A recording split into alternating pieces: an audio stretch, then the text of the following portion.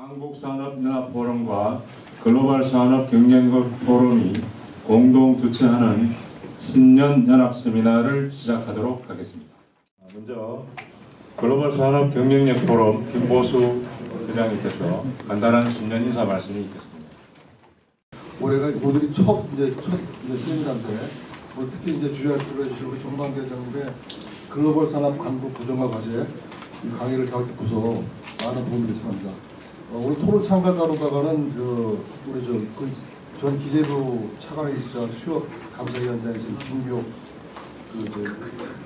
감사위원장님도 나오시고 또 아주대 이주영 교수님 좌장으로다가 최근에 이제 강원도 호민관으로 임명 계시는데 나오시고 또 윤원석 한국으로데이터협회 회장님도 나오시고 또 이제 특히 산업부에서 이 규제에 맞게끔 그 산업정책과장이신 미민호 과장님께서 이렇게 바쁘신데 나오셨고 또 그다음에 태경회의법인의 김장훈 회장님께서 나오셨어요. 그래서 이분들의 토론도 잘 들어주시기 바랐고요.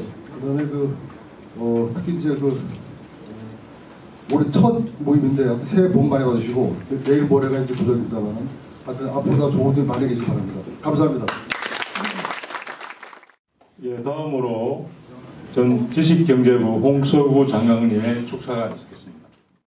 이건 산업 단체들이죠. 그리고 또 순수 민간 인재들로 구성된 글로벌 산업 경쟁력 포럼이 이런 주제로 연초에 모였다는 것 자체가 의미가 있는데 또 어떻게 보면 그만큼 글로벌 경쟁력을 위한 과제가 많은가 보다 하는 또 우려도 좀 나옵니다. 자세한 얘기는 유해 출장에서 갓 돌아오신 정만기 회장님께서 얘기해 주시겠지만 제가 하나만 말씀을 드리겠습니다.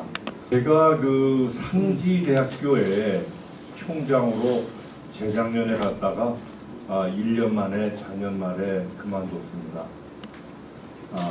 그만둔 이유는 그걸 얘기하기 위함은 아니고 대학교 총장으로 딱 가니까 그 전에 막연히 느꼈던 거를 확 느낀 것이 이건 총장이 10명이 와도 안 돼. 왜냐? 지금 사립대학교 특히 지방대학의 문제, 고수도권 대학의 문제가 되지만 핵심은 신입생이 없는 거예요. 신입생이 없는데 지금 대책을 강구해도 20년 뒤에나 신입생이 늘어날 거 아닙니까? 그러니까 이거는 불가능한 거예요. 이 문제를 해결하는 건 불가능한 거고 지방대학은 거의 없어질 거고 지방자치단체는 어마어마한 국가적 문제를 가지고 난관에 극복하게 됩니다. 그런데 제가 얘기하고 싶은 건 20년 전에 지금 신입생이 이렇게 줄어들 것은 애도 아는 통계였어. 왜냐면 20년 전에 태어났으니까 그렇게. 그러면 여러분도 알고 저도 알고 교육부 관료들도 다 알고 대통령도 알고 대한민국에 글씨 읽을 줄 아는 사람은 20년 전에 알았던 거예요. 지금. 그런데 마치 지금 보면은 뉴스를 보면 이게 어제 생긴 문제 같은 느낌을 우리가 모두 갖고 호들갑을 떤다고. 근데 20년 전에 99.9% 예측이 됐던 상황이에요. 그걸 왜 어제 생긴 문제처럼 우리가 날뛰냐고 지금. 그런데 문제는 지금 이게 해결이 되냐고요. 제가 15년 전에 장관을 할 때 교육부 장관이 대통령 워크샵에서 꼭 자기한테 15분만 달라고 워크샵에서 15분을 받았죠. 공주를 시작해서. 그 교육부 장관이 뭐라 하냐면 지금 이 상태로 우리가 방치하면 20년 뒤 15년 뒤에 지방대학은 소멸위기로 갈 겁니다. 왜냐? 인구 문제니까. 그랬는데 아무도 거기에 대해서 리액션을 안 했어. 저부터도 15년 뒤의 문제를 지금 딴 일도 많은데 저 얘기를 왜 지금 하는 거야. 그런데 그거를 대학교 총장으로 가니까 우리가 그랬구나. 자, 이 문제를 여기 지금 정만기 회장께서 만드신 이 대응 과제에다 그대로 대입시켜 보자 이거예요. 내가 이 대응 과제를 쭉 슬 넘기면서 그래도 마음에 놓인 게 여기 보면 인구 얘기가 심심치 않게 나옵니다. 그런데 정만계장을 제가 씹는 게 아니에요. 제가 작년에도 정만계장하고 사석에서 인구 문제 이거 진짜 중요한 겁니다 라고 했더니 정만계장도 그거는 산업 경쟁력이 생기면 저절로 해결되는 문제예요 라고 나한테 답을 했어 분명히. 그런데 정만계장뿐이 아니라 대한민국의 대다수 산업 관료들이 다 똑같은 답을 했어요. 그거요? 산업 경쟁력 생기면 다 해결되는 문제예요. 근데 지금은 여기에 곳곳에 나오는 거 보면 이건 산업 경쟁력만 갖고 해결될 문제가 아니라 인구 문제를 산업 경쟁력의 핵심으로 해야 될 시기를 이미 지났다는 걸 방증하는 겁니다. 그런데 정말 여러분들 제가 왜 이 아침에 딱 요거 하나 얘기하겠습니까? 겪어봐야 합니다. 여러분들이 앞으로 5년 뒤에 인력을 구할래도 구할 수 없고 정말로 국가 경쟁력이 산업 경쟁력이 인구 문제 때문에 나락으로 흩어질 때 돼야 그래서 저는 앞으로 여러분들이 산업 경쟁력을 얘기할 때 그 핵심 중에 하나에다가 무슨 R&D 투자를 넣을 게 아니라 산업정책과장님도 오셨지만 인구 문제를 넣어야 되는 겁니다. 왜냐하면 이거는 20년이 걸리는 해결 과제예요. 근데 지금 여러분 어떻게 느끼십니까? 이 인구 문제는 마음만 먹으면 1년 뒤에 해결될 것 같은 분위기를 우리가 다 가지고 살잖아요. 그래서 저는 상지대학 얘기를 이렇게 얘기 드린 것은 겪어봐야 안다는 걸 여러분들이 절실히 하셔야 됩니다. 그래서 꼭 뭐 정만계 회장님은 저하고 워낙 반말 쓰는 선후배지만 그런 정도로 절친이기 때문에 제가 이 정만계 회장의 사례를 들었는데 그나마 정만계 회장이니까 여기 인구 문제가 이렇게 많이 나왔지 다른 그 가면 인구 문제 거기 한 줄 띵 나오고 말아요. 무슨 산업 경쟁력이 아니라 인구 문제 경쟁력으로 치부를 해. 그래서 저는 이 아침에 꼭 이거를 말씀드리고 싶어서 제가 여기까지 써있습니다. 여러분 꼭 부탁드리겠습니다. 감사합니다. 네, 홍조구 장관님 감사합니다. 자, 이제 주제 발표를 시작하도록 하겠습니다. 첫 번째 세션인 한국산업의 위기와 대응 전략에 대해서는 산업통상자원부 차관을 역임하신 정만기 한국산업연합포럼 회장님께서 한국산업경제평가와 대응이라는 제하에 주제 발표를 해주시겠습니다. 위기를 기록하는 선전을 했었죠. 그리고 수입은 18.9% 증가가 돼서 너무 많이 수입이 돼서 그 문제는 있었지만 수입이 7,312억 불로 세계 9위에서 8위로 이것도 역사상 처음이에요. 수입이 이렇게 잘 된 거. 그래서 무역 규모가 사상 최초로 세계 6위. 정말 명실상부한 세계 6위 국가가 된 것 같아요. 전번에 며칠 전에 한국이 전체 세계에서 강한 나라 순위로 6위가 됐다고 어느 신문에 일본을 제치고 나왔던 것 같은데 이 무역으로도 그렇게 증명이 되는 것 같습니다. 하지만 수입이 늘어나면서 무역 수지는 47억 불 적자가 나는데 워낙 규모가 커져서 우리 무역 규모가 그 적자 비중은 3.3%로 외환위기 전 7.4%, 석유파동 시 8.3%에 비해서는 낮은 수준이다. 극복 가능하다. 에너지 절약만 잘 된다면 전기요금이 좀 올라가야 될 것 같다는 생각이 들어요. 그리고 이제 또 하나 조금 우리가 간과하기 쉬운 게 아세안이 우리의 주요 수출 대상 지역으로 비상이 됐는데 수출 비중이 18.3%나 됩니다. 과거에는 EU, 미국, 일본, 한동안은 중국 이제 이렇게 가다가 이제 아세안이 드디어 일본이 4.5%, 아세안이 18.3%, EU가 한 9.8% 정도 돼요. 베트남 혼자서 8.9%. 우리의 파트너가 이제는 이 주로 아세안이 드는데 물론 아세안에 나갔다가 미국이나 EU로 가는 양도 많겠죠. 그리고 이제 2차 산업 비중이 1990년대 정점을 찍은 이후에 좀 하락세에 있다. 그런 것도 알 것 같고 그동안 하여튼 정부나 이거 기업들이 참 열심히 했다. 이렇게 얘기하고 넘어갈게요. 여기 1시간 30분밖에 안 되기 때문에 이게 지금 50페이지가 넘어서 앞에는 간단간단 넘어갈 것 같아요.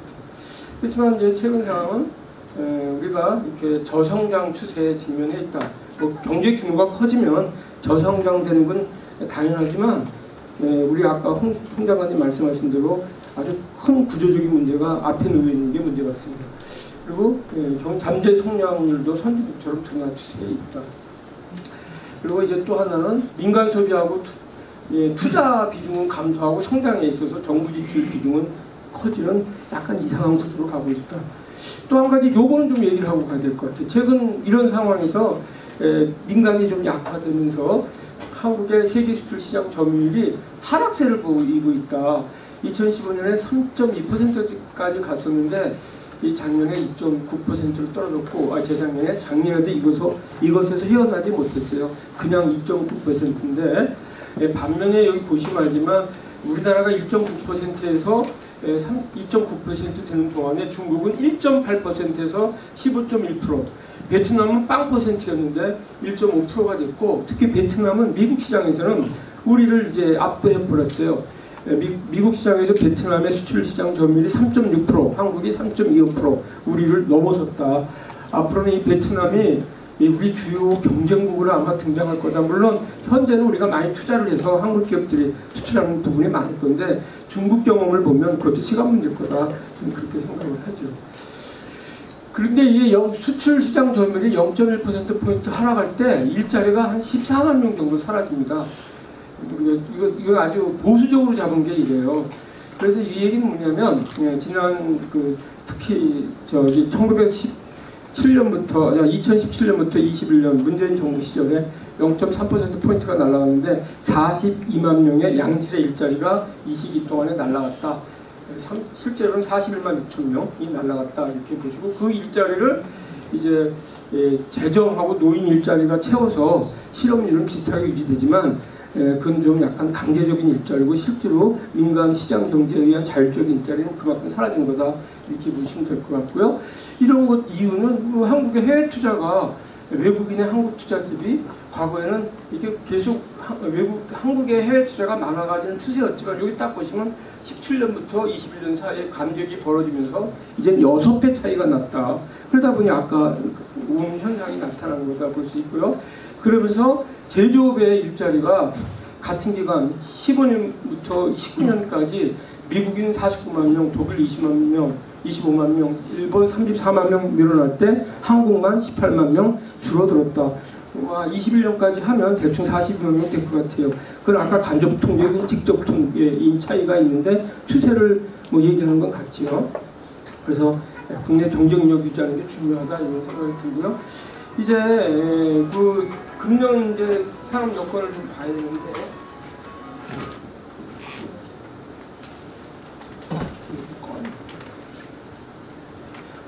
금년은 단기적으로는 되게 불확실한 거 아니냐. 러시아 우크라이나 전쟁 아직 안 끝나고 그래서 이건 그냥 참고하시면 될 것 같고요. 이런 영향으로 세계 경제 침체가 가속화되고 있는데 IMF가 점정할 때 세계 경제가 6.0%, 3.2%, 2.7% 계속 떨어지고 있기 때문에 우리 수출 위주의 한국은 금년에는 좀 쉽지는 않겠다 이런 생각이 들고요. 다만 이제 중국이 위드 코로나 정책을 펼치면서 민간 소비나 생산이 회복될 좀 전망을 보이고 있어서 그나마 좀 다행이라고 생각을 합니다. 중국은 우리 수출의 4분의 1, 25% 정도 차지하고 있고 세계 경제의 3분의 1 정도를 감당하고 있는 경제인데 제로 코로나 정책 때문에 작년에는 경제 성장률이 아주 급감했었죠. 여기 보면 한 3.2% 정도 그렇지만 금년에는 위드 코로나 정책을 펼치면서 지금 한국인 비자도 중단한다 그랬지만 이건 시간 문제다. 왜냐면은 베트남, 인도의 위드 코로나 정책을 봤을 때 확진자가 정점을 금방 찍고 그리고 나서 불과 2~3개월 이후에 툭 확진자 수가 줄어들고 그러면서 경제가 이제 다시 정상화되기 때문에 이게 이제 베트남의 사례거든요. 위드 코로나 선언을 하고 불과 한두 달 사이에 이렇게 올라갔다가 3개월 이내에 다 끝났어요. 그래서 중국을 지금 우려들 하는 목소리도 있지만 길어야 한 지금 2월이니까 3, 4, 5월, 4월 정도까지 끝나고 비자고 뭐고 다 필요 없어질 거고 이제 경제 정상화될 거다. 그러면 이제 우리가 조금 여기서 그나마 중국 경제가 5% 이상 하반기로 갈수록 더 경제가 활성화될 거기 때문에 우리 수출도 좀 회복세를 보이고 좀 나아지지 않겠냐 이런 생각이 듭니다.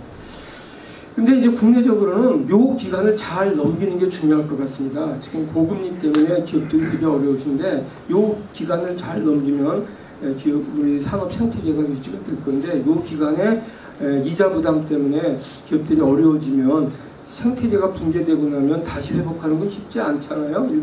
일본이 뭐 반도체며 무슨 뭐 디스플레이며 예전에 맹위를 떨치다가 산업이 한번 날아가고 나니까 그걸 다시 회복하는 건 아주 어려웠는데 기업들의 이자 부담이 22년 작년에 21년 대비 한 32조 원 정도가 증가됐어요.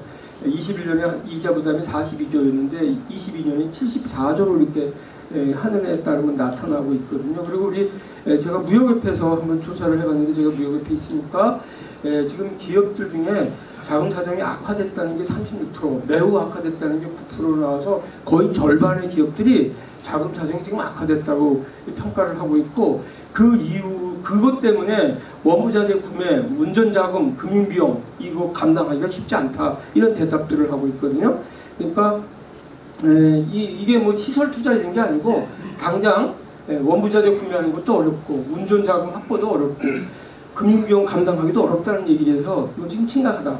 그래서 저 생각에는 요 고비를 잘 넘기게 금융당국이나 정부가 신경을 써야 될 거다 이런 생각이 듭니다. 다음 주에 제가 금융위원장을 우리 무역협회에 모셔갖고 또 CEO 포럼을 하는데 그날 정책 과제 건의 드리려고 지금 한 11개쯤 만들어놨어요.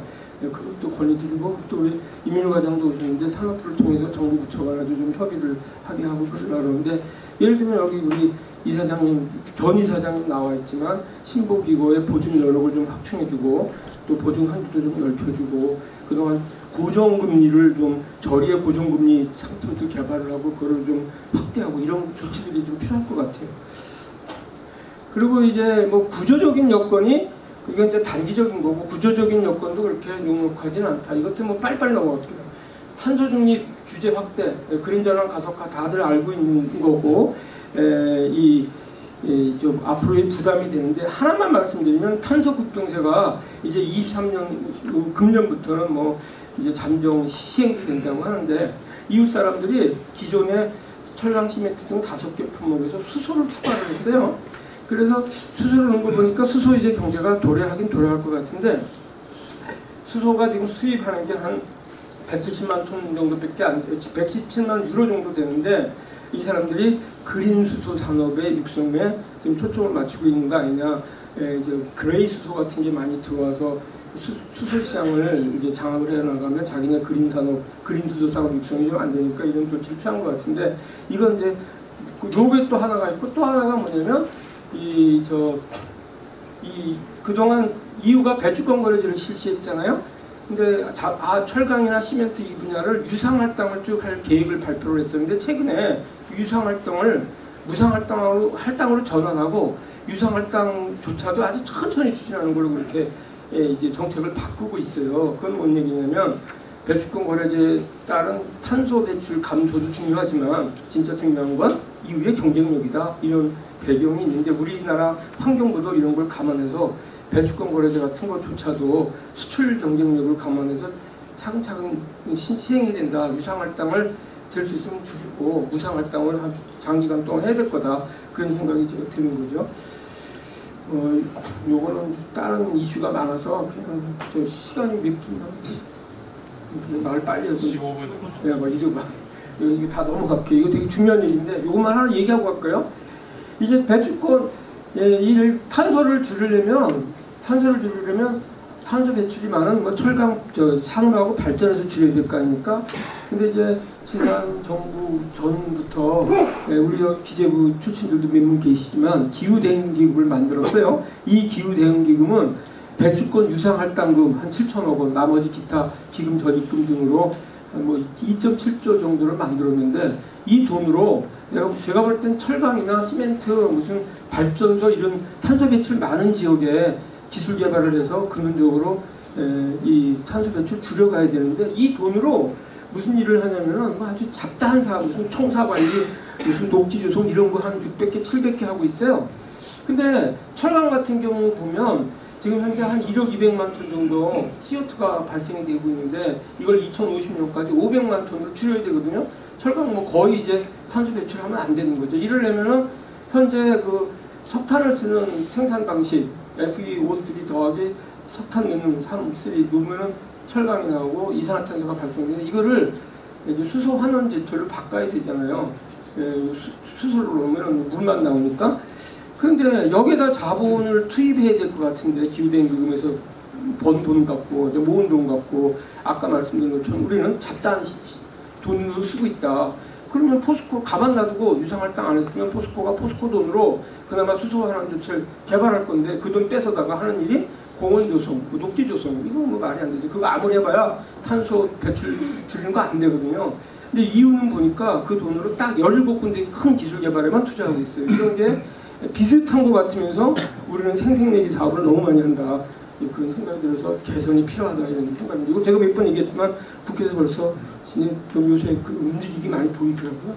뭐 이건 뭐 다 하시고. 그 다음에 이제 전기동력화가 가속화되니까 뭐 히토류라든지 배터리라든지 중국 영향권에 우리가 들어가는 거 이 문제 심각하다. 이거 자세하게 얘기하면 너무 시간이 벌써 넘어갔고요. 그리고 IRA법도 사실은 중국의 저런 원자재나 배터리 소재 독점에 대한 하나의 그 준비 대비가 아니겠느냐. 제 생각은 한국은 우리 현대차는 조금 그 보조금을 받는 게 약간 지장이 있어서 어려워 보이긴 하지만 아주 장기적으로 볼 때는 그 소재나 뭐 저 부품 공급의 다변화 이런 측면으로 볼 수 있기 때문에 EU가 저렇게 나가고 미국이 저렇게 나가는 게 우리로서는 소싱을 여러 군데서 할 수 있는 그런 또 측면이 있어서 저는 꼭 부정적인 건 아니다 이렇게 생각을 합니다. 그리고 이제 디지털 전환도 확산이 되고 있어서 여기서도 우리가 이제 이 경쟁력을 확보해야 되는데 이게 그렇게 간단한 건 아닌 것 같다. 그런 생각이 좀 들죠.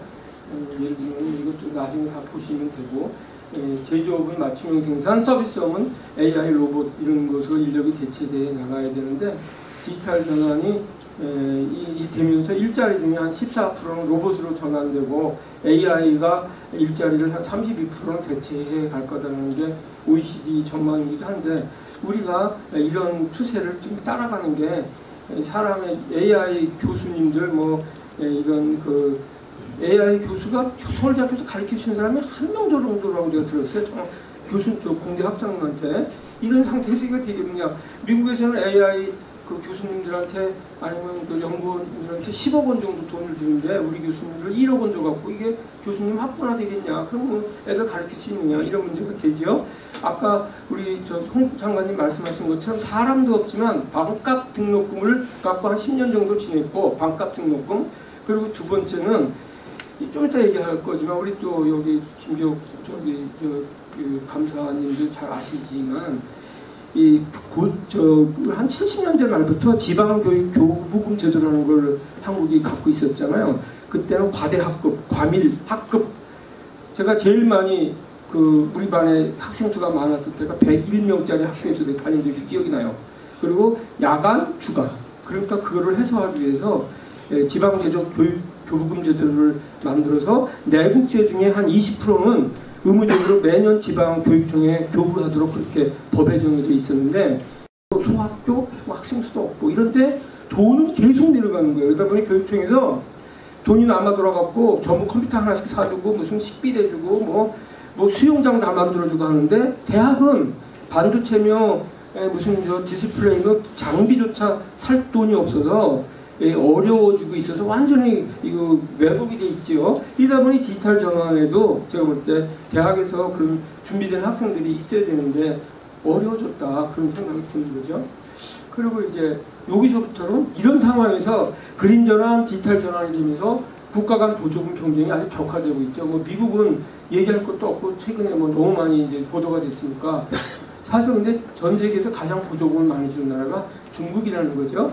2019년에 GDP 중에 1.7% 한 1조 그러니까 한 2,400억 불 정도가 보조금으로 이제 나갔는데 미국은 0.3% GDP 대비 이 정도 나갔어요.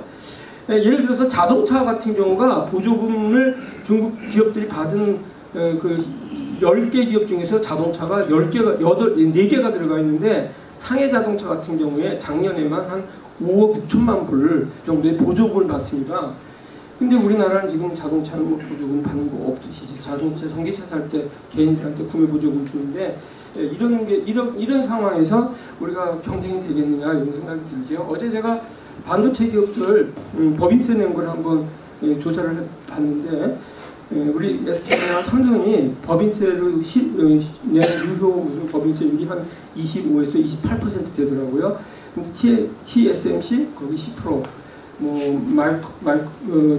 미국의 인텔인가 미국 회사들은 한 7, 8%, 중국 회사는 3% 정도 내더라고요. 그러니까 보조 시설 투자, R&D 투자에 대한 세액공제 등 보조금뿐만 아니라 법인세도 한국이 홀딩이 높기 때문에 이게 글로벌리 경쟁하는 기업들한테는 우리한테 상당히 불리한 요소를 작용한다. 국내에서 그 대기업, 중소기업의 그 대립적인 시각 때문에 우리 기업들한테 보조금 주는 거에 인색하게 되면 글로벌에 나가서는 우리 중소기업들하고 경쟁하는 게 아니잖아요. 결국은 글로벌 기업들하고 경쟁을 하는 건데 다 그 기업들에 대해서 우리가 불리한 조건에서 하기 때문에 그만큼 동등한 여건에서 하기 어려운 거다. 그래서 이거에 대한 특히 자동차 업체에 대한 미래차에 대한 보조금 주는 거에 시설, 연구개발 투자에 대한 세액 공제 그런 거 필요하다 저는 이렇게 생각을 합니다. 뭐 이건 계속되는 거죠. 미국하고 중국이 갈등이 심한데 미국이 인프라법, 반도체 과학법, IRA법 등으로 인해서 여기 잠깐 보면은 어디 갔어요? 이 돈이 엄청나게 뿌리죠. 2,800억 불 정도.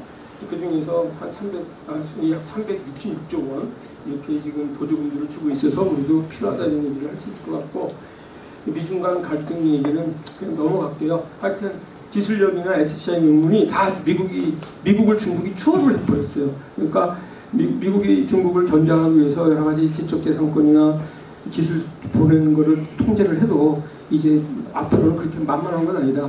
저는 그렇게 생각하고 그리고 우리도 중국하고 경쟁이 아주 심화됐다. 이런 얘기는 보시면 될 거고 R&D 저기 이민우 과장께서 좀 있으면 기술국장으로 가실 것 같은데 R&D 정책 잘해야 될 것 같아요. 결국 사는 거는 R&D밖에 없을 것 같은데 투자는 엄청 많이 되고 있지만 생산성은 그렇지 않다는 게 제 생각인데 앞으로 이 부분에 좀 개선이 필요할 것 같고요. 여기 이제 우리 홍성구 장관 말씀하신 인력 문제라서 여기서부터 조금 더 얘기를 하려고 해요. 우리가 합계 출산율이라는 게 뭐냐면 여성 한 사람이 가임기간 15세에서 49세에 나올 수 있는 그런 평균 출생아수를 말을 하는 건데 1983년, 30년에 20년이 아니고 30년 정도에 그때 합계 출산율이 2.1명이 됐어요. 우리 두 사람이 부부가 결혼해서 낳을 수 있는 게 2.1명이니까 그때부터 인구가 정체되기 시작한 거죠. 그러고 나서 인구 구조가 지자체에서 돈 준다, 세 번째 나면 또 돈 준다 이러면서 조금씩 올라가긴 하지만 그 대세를 역전시키지 못하고 계속 줄어들고 있는 상황이죠. 그러다 보니까 최근에는 2021년에 0.8명, 최근에는 0.79명이요. 세계 최하위, 혼외 출산도 지금 세계 최하위를 기록을 하고 있어요. 주목해야 될 건 이거 같아요.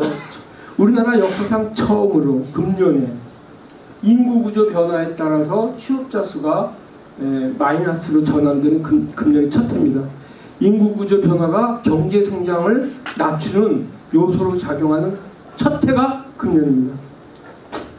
외국인이 많이 이제 유입이 되죠. 코로나가 없어지면서 작년에 10만 명 들어왔는데 금년에 한 15만 명 들어온대요.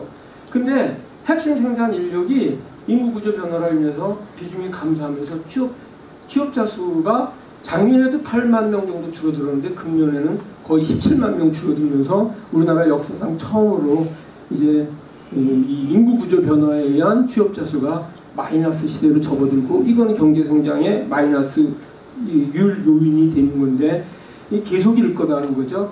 근데 답을 못 내는데 저는 답을 이렇게 생각해요. 괜히 우리 독특한 답을 만들려고 하지 말자. 사실 요새 결혼 안 한다고 얘기하잖아요, 젊은 애들.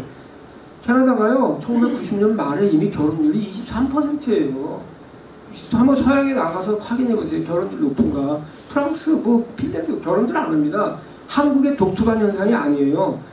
소득이 올라가고 자유화가 되고 젊은이들이 살기 어려워지면 어느 나라든지 다 결혼율이 떨어진 거고 서양에서 다 경험했어요. 그러면 대책도 이미 그 사람들 다 경험했거든요. 그걸 쓰면 된다고요. 여기 보시면 혼인의 출산, 이게 뭐 장려할 일은 아니지만 이루어지는 일이잖아. 프랑스는 혼인의 출산이 62%가 넘어. 체코가 48%, 불가리아 59%, OECD 평균 42%, 한국은 2.6%예요. 일본하고 같이. 이건 무슨 얘기냐면 다 낙태한다는 얘기예요. 낙태에서 사망하는 아동들의 숫자가 적게는 20만 명, 많게는 추정이니까 120만 명까지 추정하고 있어요. 우리 다 여자들이고 남자들이고 못됐어요. 다 애들 다 죽여. 이거를 살려야 돼, 제가 볼 때는. 그게 핵심 포인트 1이고, 두 번째는 아직도 해외 입양, 아직도 세계 3위예요. 이 해결책이 없이 그냥 부딪기만 하는 건 문제가 있다고 보는데, 이게 선진국에서 했던 것들이에요. 근데 이제 제가 한 번 스타디 해보려고 그러는데, 그럼 왜 서양 애들이 이렇게 혼인의 출산 비중이 높고 쟤네들 다 낙태를 안 시킬까? 시스템이 좀 있는 것 같은데, 뭐냐면 여자하고 남자하고 결혼을 했건 동거를 했건 남자가 떠나면 양육비는 오로지 남자한테 되게 부담을 지우게 되면 낙태 안 하고. 근데 지금은 불안하잖아요. 남자는 도망갔고 애는 있고 그럼 낙태 시켜야 되지. 그래서 저는 그게 해법이라고 생각해요.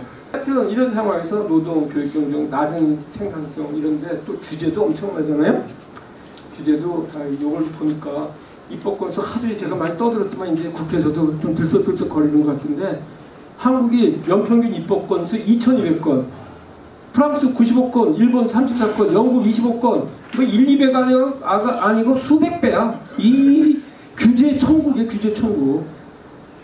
이게 왜 그럴까 생각을 해보죠. 입법 영향 평가 도입도 보면 뭐 다른 나라는 입법 평가를 하잖아요.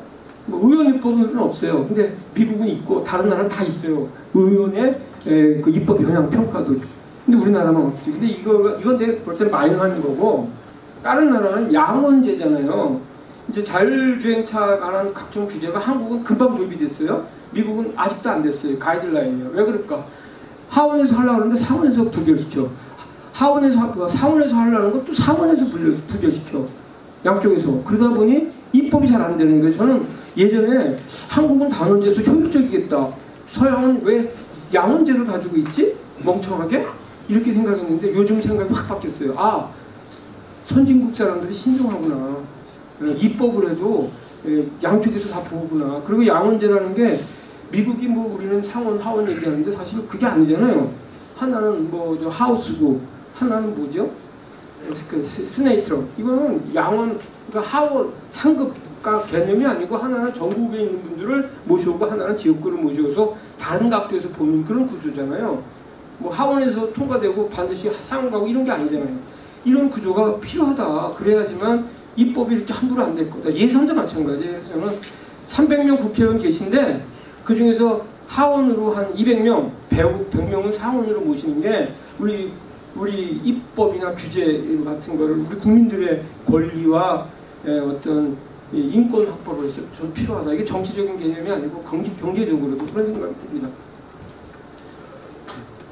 그래서 우리 경제가 이렇게 좀 안 좋을 거다 이런 생각이 들고, 근데 이제 이게 이 장기적으로 볼 때는 현재 추세가 되면 2067년에는 1972년 수준으로 인구가 회귀가 된대요. 그리고 노인 인구가 생산 가능 인구를 초월하면서 우리나라는 청년이 사라진 노인 중심 사회 구현이 우리나라의 국가 목표가 되는 거예요. 이제 많은 정부가 뛰고 있는데 뛰는 목적은 뭐냐? 청년이 사라진 노인 중심 국가 건설. 이게 우리 지금 국정 과제가 돼버렸어. 역설적으로. 이거 안 된다. 이런 생각이고. 그러다 보니까 인구수 감사로 한국 경제 규모, 여기 보면 2000년에 한국이 당당하게 세계 12등이죠. 이게 골드만삭스가 최근에 발표한 거고, 강석훈 사는회장이 며칠 전에 우리 무역협회에서 강의하면서 발표한 자료를 제가 재인용을 한 건데, 2022년에 한국이 아직 보여요. 코리아. 2050년 되면은 인도네시아도 있고 브라질도 있고 러시아도 있고 멕시코도 있고 이집트도 있고 사우디아라비아, 캐나다, 나이지리아인데 한국이 사라졌어. 2075년 가니까 필리핀도 들어가. 한국 사람. 우리 국가 소멸이에요. 심각해요. 요즘 대학이 날아가는 게 문제가 아니고 국가가 소멸하는 문제예요. 그래서 단기적으로는 금년에는 고금리 문제 잘 대응해서 우리 기업들이 넘어가게 하는 거, 그리고 중장기적으로는 인구 구조뿐만 아니라 수소 산업 활성화하고 이런 것도 중요하대요. 다른 주제이기 때문에 다음 주 얘기하고, 수소는 뭐 우리가 너무 잘하더라고. 세계에서 특허 3등, 4등 정도 하기 때문에 미래가 있다고 저는 좀 생각하고, 수소 교육도 이렇게 이제 나중에는 다 벌어질 거니까 여기 대응해 가야 된다 얘기할 수 있고, 디지털선은 다 아는 거고, 디지털 관련해서는 신산업 규제 타파해야 되는데, 저희가 무역협회에서 한번 조사를 해봤는데 국내 규제로 스타트업들이에요. 해외 이전을 고려하고 계시냐 했지만 4분의 1이 우리나라에서 사업을 할 수 있는 구조를 안 만들어준대. 규제가 딱딱 생겨서. 아니면 이권을 하다가겠죠. 25%가 나가겠다는 나라가 이게 정상적인 나라입니다. 어디로 가려고 물어보니까 미국, 영국으로 다 가서 거기서 사업 론칭을 한대요. 이건 안 돼요. 아까 말했던 것처럼 양원지도 아니고 1년에 2,200개씩 법안 만들어야 되는데 여기서 살아남을 자가 누가 있겠나 이런 생각이 드는 거죠. 그리고 장기적으로는 인구 감소 대응하고 출산율 증가, 우리의 미래를 좌우할 거다. 뭐 단기적으로는 외국 인력 도입도 하고 이민도 돼야 되겠죠. 근데 이게 당 미분책입니다. 그리고 우리나라를 스리랑카 사람, 인도 사람으로 꽉 채워서 한국 사람은 없어지는 그 국토 뺏긴 거죠. 뭐. 그렇게 그걸 바라는 거 아니잖아요. 그리고 이제 아까 말했지만 해외 이방이 아직 3등이야. 1위 콜롬비아, 2위 우크라이나. 여기 전쟁 나서 그렇다 치고 이게 뭐에 3위 한국이 쪽팔리게. 이렇게 지금 사회인식이 안 좋아요. 정상 가정에서 태어나지 않으려 된 인식이. 이건 우리의, 전 최근에 그 고딩 엄마라는 프로 보셨어요 혹시? 고딩 엄마 한번 보세요. 고3 여학생이 아기를 낳았어. 그 남학생하고 사귀어서. 근데 그 남학생이 아니나 다를까 도망가 버렸어. 그래서 걔가 이제 혼자 키우는데 이게 양육해야죠. 그러려면 아까 말한 것처럼 첫 번째는 남자가 책임질 것, 그것도 안 되면 국가가 책임질 것.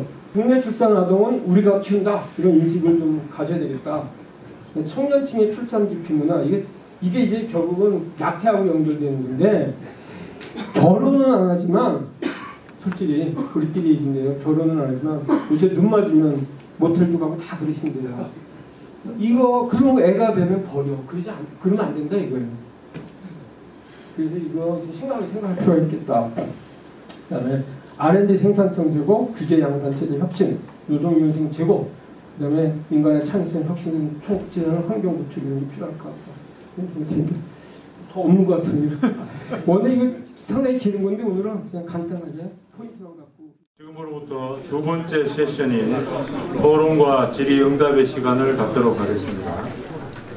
두 번째 세션은 아주대학교 이주연 교수님께서 좌장을 맡아주시고, 토론회는 기술보존기금 이사장을 역임하신 수협중앙회 김규옥 감사위원장님, 태경회계법인 김상훈 대표님, 사단법인 글로벌 산업경쟁력 포럼 김보수 회장님, 산업통상자원부 산업정책과 이민우 과장님, 코트라 본부장을 역임하신 대한의료데이터협회 윤원석 회장님, 이상 6분이 수고해 주시겠습니다.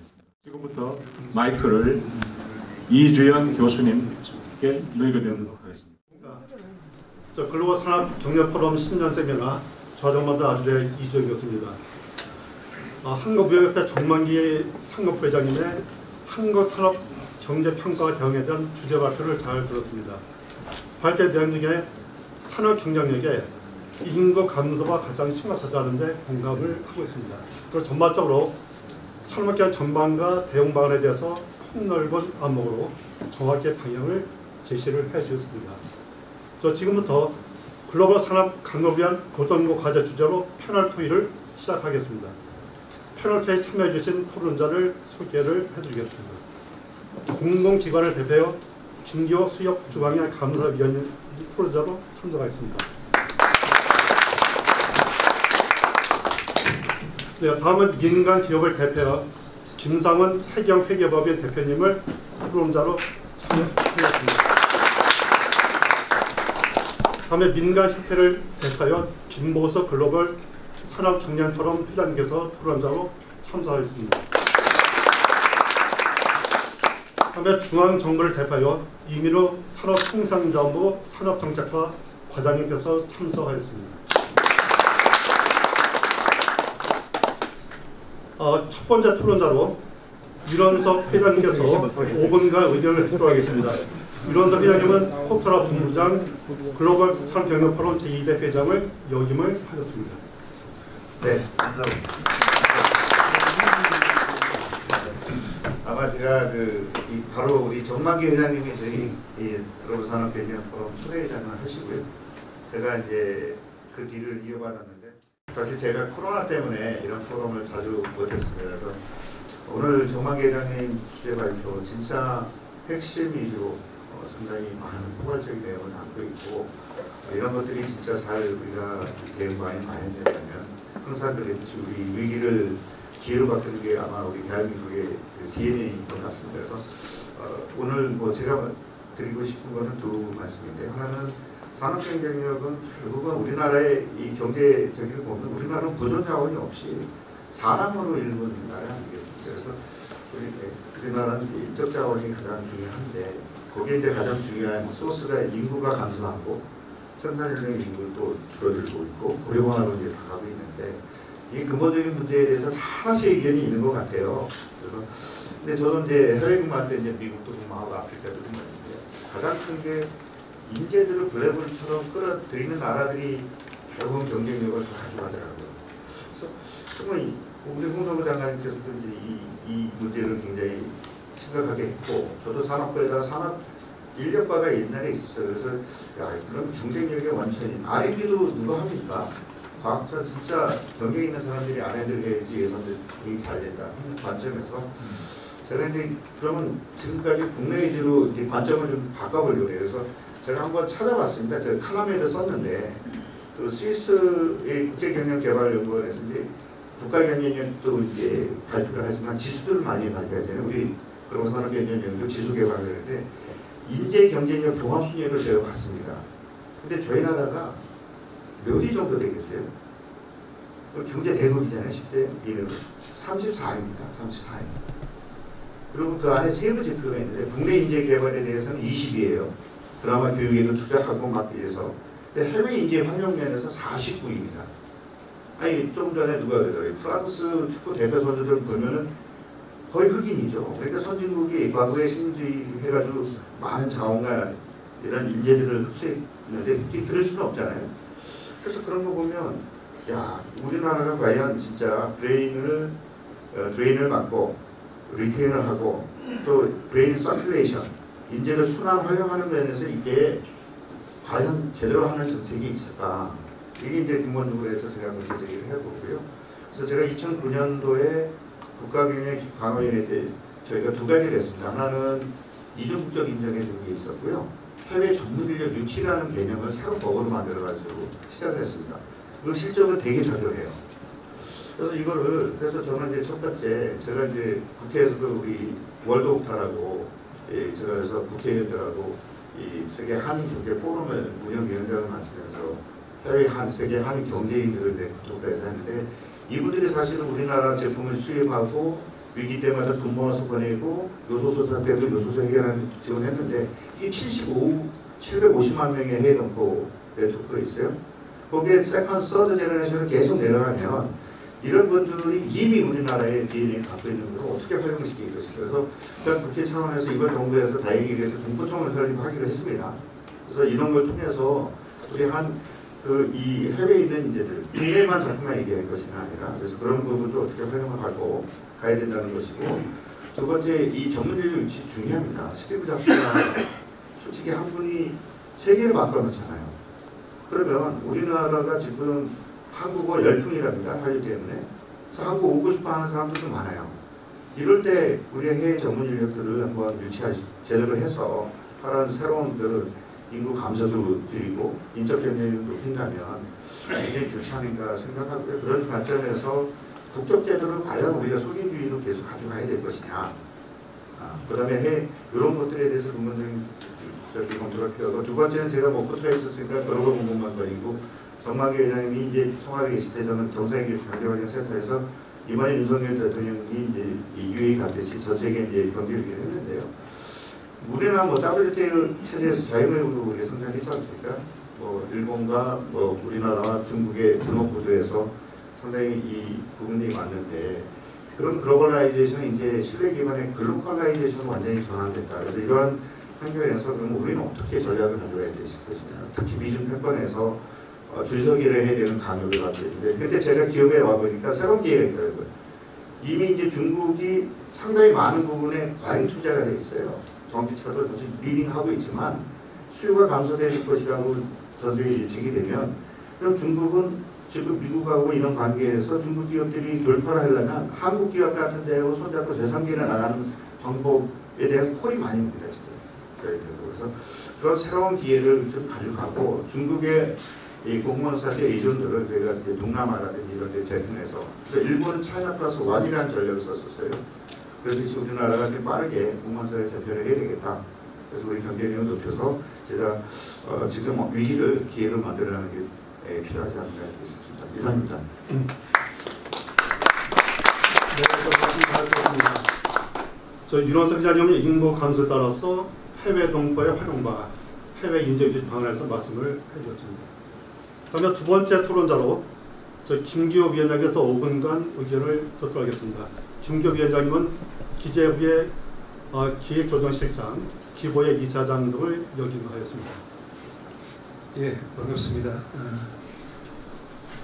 제가 좀 수협에 있습니다만 갑자기 수사를 하는 사람이 왜 나왔는가 궁금하실까 싶어서 반갑습니다. 저도 기획재정부에서 30년 근무하면서 우리 정만기 회장과 산자부, 뭐 재무부, 정통부, 농수산부, 복지부 이런 데서 많은 정책 토론을 했습니다.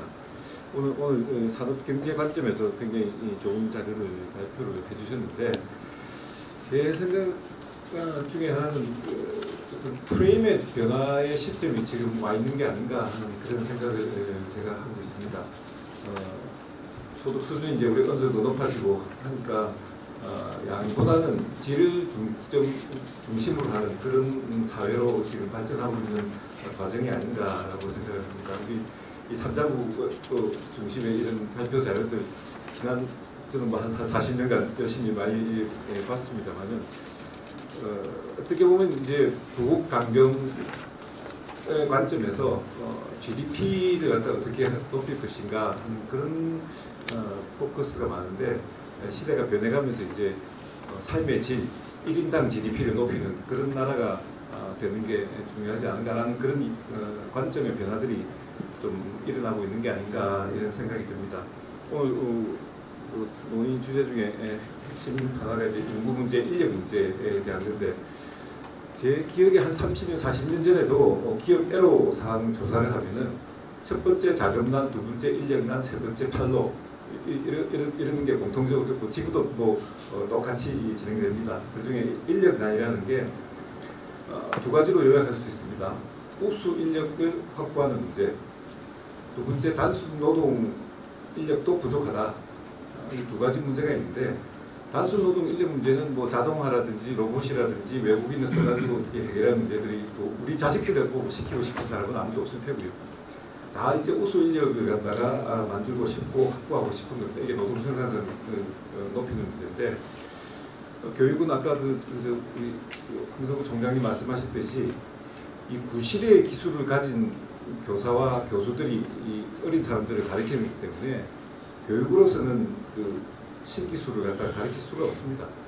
신기술은 현장에서 연구하고 개발하고 거기서 가르치는 그런 거죠. 그래서 요즘 우리 이제 R&D라는 게 하나의 산업으로서 이제 이식되는 것처럼, 뭐 교육계에서 앞만 이야기해봤자 신기술을 갖춘 인력을 양성하는 것은 불가능하기 때문에, 아까 우리 윤호석 회장 이야기한 우리가 인재 경쟁력이 뭐 수출 세계 6위, GDP 10위지만 인재 경쟁력이, 기술 경쟁력이 22, 30위 이렇게 보는 것이 아닐까라고 생각해서 인력의 양보다는 인력의 질이 더 중요한 시대가 되고, 여러분들도 자식들이 다 그 아주 우수 고급 지식 기반 사회 산업에서 종사하기를 바라는 게 아닌가라고 생각합니다. 그래서 지금 저출산 문제도 지금 총량적으로 보면 굉장히 심각하고 뭐 왜 애를 안 낳느냐 이렇게 다그치기도 하고 뭐 돈을 줘서 낳게 하자 이런 걸 하지만은 제가 생각하기로 개인이 평생에 있어서 가장 신중한 결정을 내리는 게 출산이라고 생각합니다. 그것도 뭐 학교 가고 하는 건 어릴 때 뭐 공부하기 싫을 때 결정하는 거지만은 처음 들어서 내리는 가장 신중한 결정이 결혼과 출산이라고 생각합니다. 자기들도 볼 때는 이게 뭐 경제력, 뭐 가치관, 라이프 스타일, 뭐 사회 앞으로 미래를 갖다 다 생각해서 하는 내용이라서 여기도 양보다 질을 갖다 선택하지 않나. 우리가 농경 산업 시대나 이런 제조업 시대를 지나서 이런 지식 집약적 산업 그런 사회에서 대졸 자녀 2명보다는 박사 1명을 키우고 싶은 거겠죠. 그래야 더 소득이 1인당 소득이 높아가는데 국가 입장에서는 뭐 미술능공도 필요하고 아주 많은 인력이 필요하겠지만은 개인 입장에서는 그렇지 않지 않을까라고 생각이 들어서 하는 거기 때문에 오히려 산업 정책도 이런 인력 구조에 맞춰가지고 산업을 육성해야 된다. 부모나 자녀가 원하는 일자리를 갖다가 만들어주는 그런 식으로 가야 되니까 뭐 단순 노동 지향적 산업에서 지식 지향적 산업으로 바꿔줘야 이게 1인당 소득이라든지 장차 우리가 살아가는 환경에도 도움이 되지 않을까라고 생각하고요. 지금 저출산의 제일 큰 원인 중에 하나는 저는 고령화라고 생각합니다. 우리가 소득도 높아지고 의료기술이 높아졌기 때문에 수명이 굉장히 빠르게 늘어나고 있습니다. 출산가 수는 40년 전부터 줄었지만은 총 인구는 줄어든 게 한 2, 3년밖에 안 됩니다. 그만큼 우리 노인들이 많이 인구가 많아지니까 우리 전체 이 생태계적으로 우리나라에서 수용할 수 있는 적정 인구수를 거의 저는 한계에 왔지 않을까. 이런 인구 밀도가 방글라데시, 대만 다음으로 한국이 높은 나라입니다. 그래서 6천만 명을 우리가 만들 수 있을까?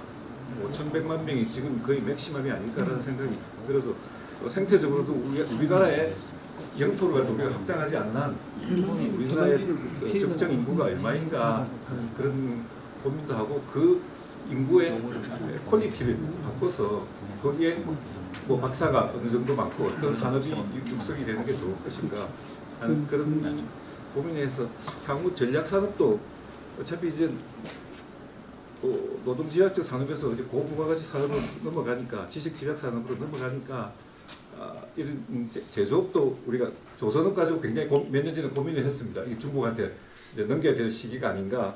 그랬지만 그것도 이제 고부가 조선업으로 바뀌고 하는 것처럼 이 제조업 분야 중에서도 고부가가치 제조업 또 전체 산업으로 보면은 제조업보다는 서비스 산업, 소프트웨어, 콘텐츠, 뭐 금융 아니면 R&D 산업 이런 식으로 1인당 국민소득이 높은 나라들 5만 불 이상 되는 나라 중에서 제조업하는 거 독일 정도밖에 없는 형편이거든요. 룩셈부르크 11만 불입니다. 인구가 높지 않아도 삶의 질을 추구하는 그런 나라로 가니까 이런 프레임도 같이 섞어서 산업 발전을 위한 고민을 갖다가 해야 되지 않을까 하는 그런 말씀을 좀 드리고 싶습니다. 이상입니다. 네, 저 말씀 잘 들었습니다. 김기혁 위원장께서는 인력의 양보다 질 중심의 산업경제 필요하다라는 말씀을 주셨습니다. 다음에 세 번째 토론자로 김상원 대표님께서 5분간 의견을 듣도록 하겠습니다. 김상원 대표님은 제1대 대한의료 데이터협회 회장을 역임을 하셨습니다. 네, 반갑습니다. 우리가 이제 오늘도 참 많은 정보를 얻었는데요. 정보 과잉의 시대에 살고 있는 것 같습니다. 24시간 뉴스 채널 돌아가고 또 아침에 눈을 뜨면 카톡으로 여러 가지 경제 정보가 옵니다. 근데 너무나 넘쳐나는 경제 정보 속에서 가장 중요한 것은 그 경영자들이 어떤 정보를 취사 선택해서 자기 정책에 반영하느냐 하는 그런 기업 정책이라든지 앞으로의 진로라든지 어떤 것들을 반영하느냐가 제일 중요한 것 같습니다.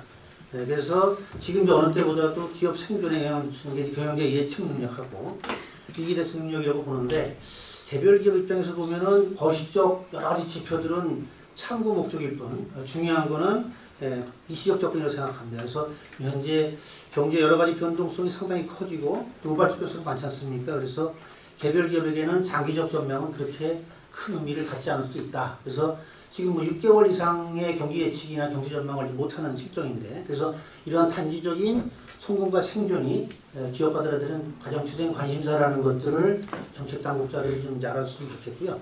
그래서 이러한 현실을 반영해서 정부의 정책 대응도 각 산업 분야별로 조금 더 디테일하게, 지금도 좋은데 조금 더 디테일하게 정책 대응을 산업 분야별로 세분화해서 현장 상황에 맞는 그런 대응 방안을 마련해 가야 된다고 생각합니다.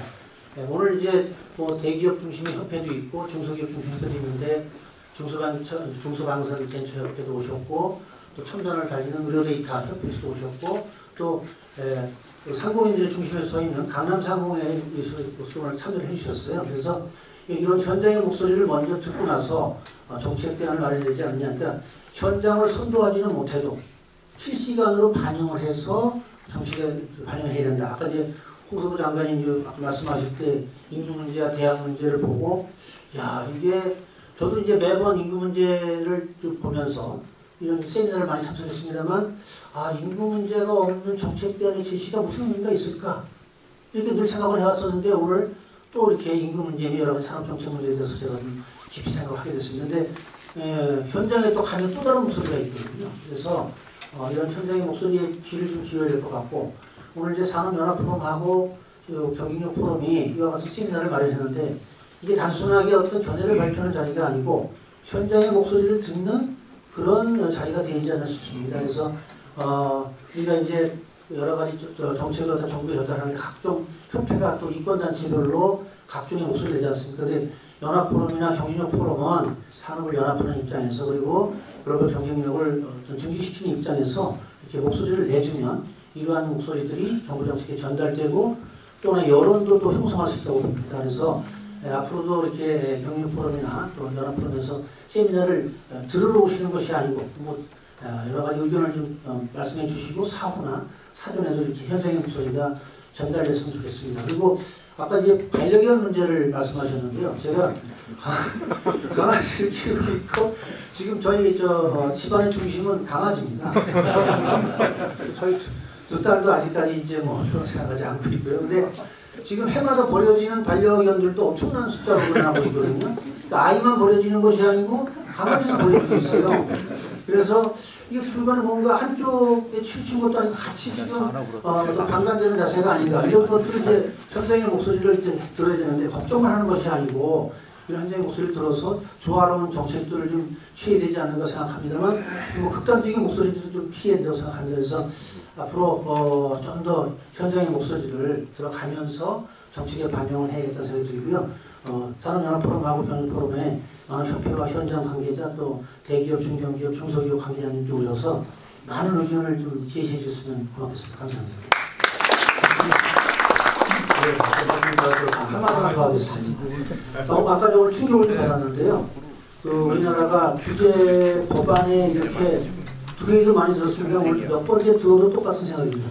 이렇게 규제개혁 법안이 많이 생긴다는 것은 그만큼의 어떤 걸림돌이 기업 경영하는데 경제 발전하는데 많이 생기는 게 아니겠습니까? 그래서 이 포럼을 하는 그런 가장 중요한 것들이 그러한 규제 법안들이 얼마나 기업 활동하는데 해롭고 현장 상황을 해치는지, 그래서 규제개혁 법안들을 갖다가 우리가 타파하는 그런 자리로서 계속해서 의견을 청취하는 현장 목소리가 되었으면 합니다. 감사합니다.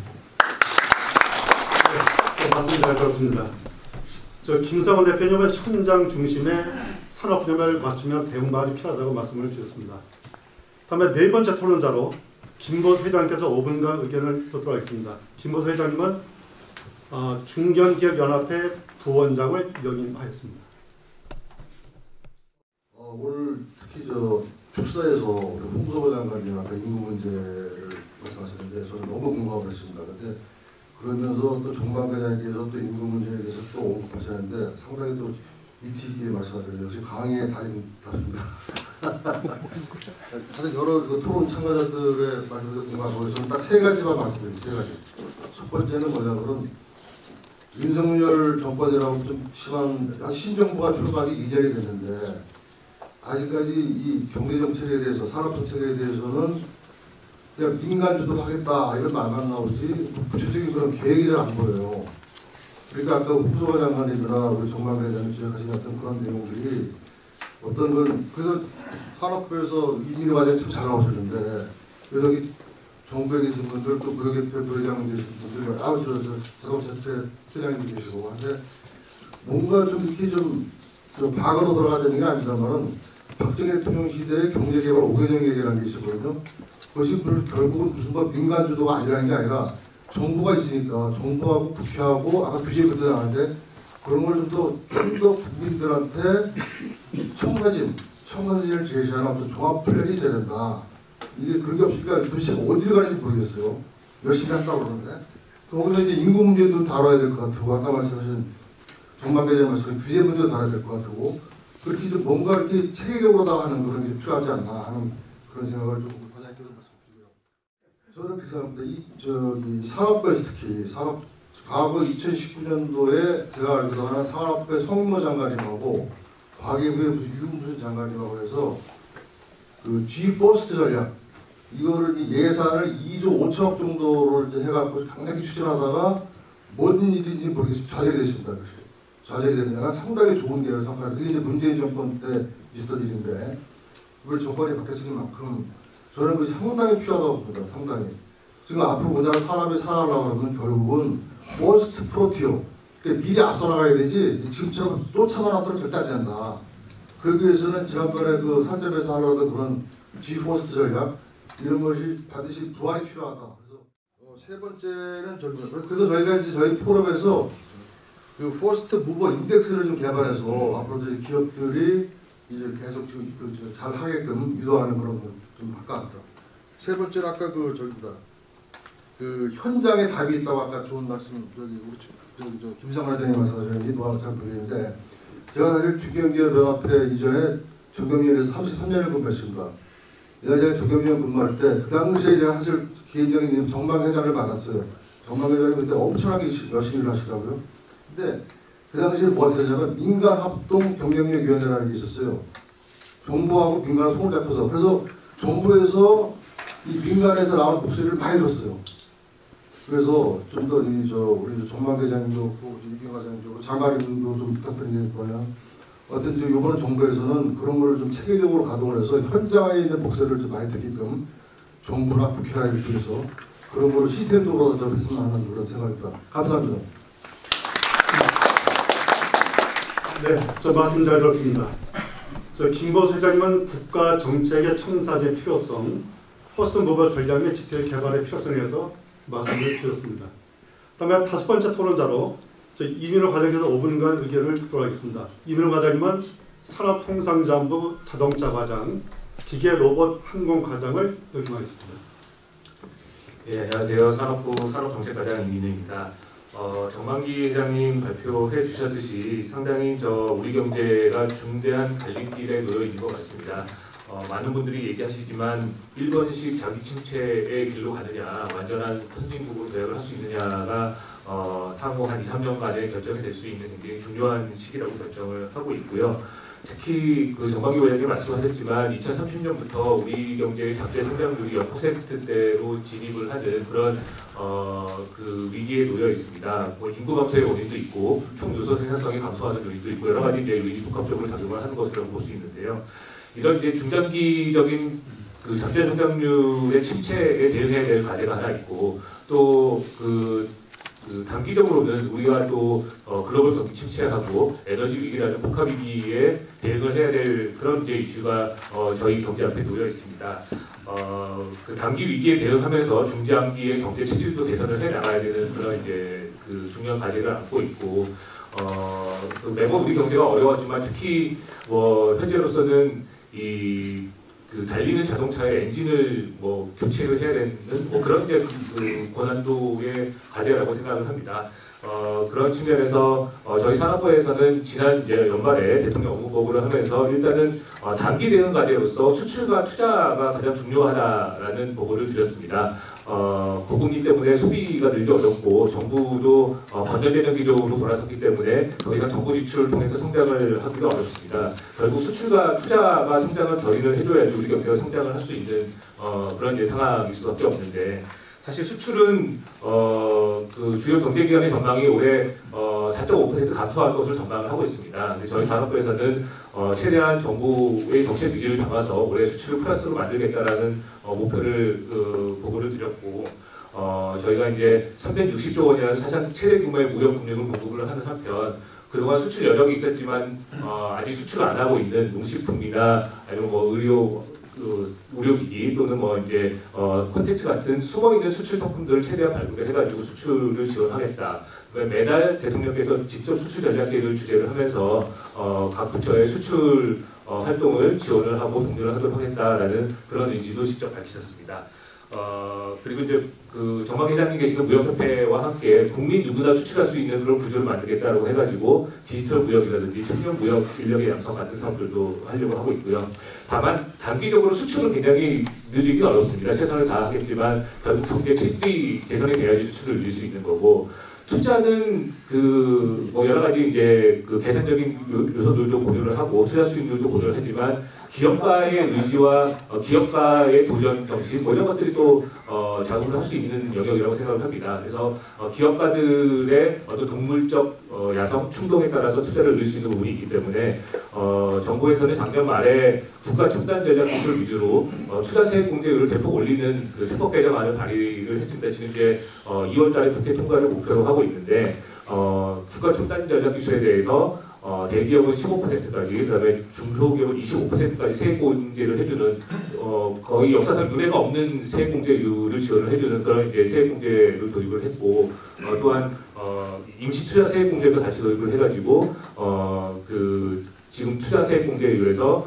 3에서 6%포인트까지 더 늘려주는 그런 이제 세법 개정안이 국회에 올라가 있기 때문에 우리 산업계에서도 이 세법 개정안이 빨리 통과될 수 있도록 의견을 좀 모아주시고 목소리를 높여주시기를 부탁을 드리겠습니다. 국회 활동도 좀 많이 해주시길 부탁을 드리겠습니다.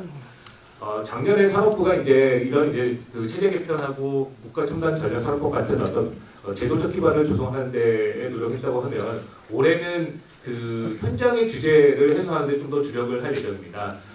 저희 이제 야전 산업부가 되겠다라고 보고에 얘기를 했었는데요. 장차관 이하 모든 과장들이 지금 현장에 내려가서 특히 업종 과장들이 업종별 규제를 모으는 작업들을 하고 있습니다. 그 현장의 규제를 해소하는데 산업부에서는 올해 특히 노력을 하려고 하고 있고, 또한 이 투자 여력이 있는 이제 현재 경제가 어려운 상황에서 투자를 할 수 있는 또 수출할 수 있는 기업들이 대기업의 역할이 굉장히 중요한 것 같습니다. 그동안 우리가 대기업의 경제력 집중에 대해서 견제를 하고 규제를 많이 해왔었던 그런 이제 기조를 가지고 왔었는데, 사실 국제 비교로 해주면은 고용이나 어떤 생산의 측면에서 대기업이 그 국가 경제에서 차지하는 비중이 우리나라는 작은 편입니다. 일본이나 독일은 훨씬 더 대기업이 더 큰 역할을 하고 있고, 그러한 배경에는 지주회사 규제라든지 여러 가지 이제 규제에 묶여 있어가지고 대기업들이 사업 확장을 하기 어려운 부분들이 많이 있었었는데, 대기업들이 좀 더 투자를 많이 하고 또 고용을 많이 할 수 있는 그런 이제 여건들을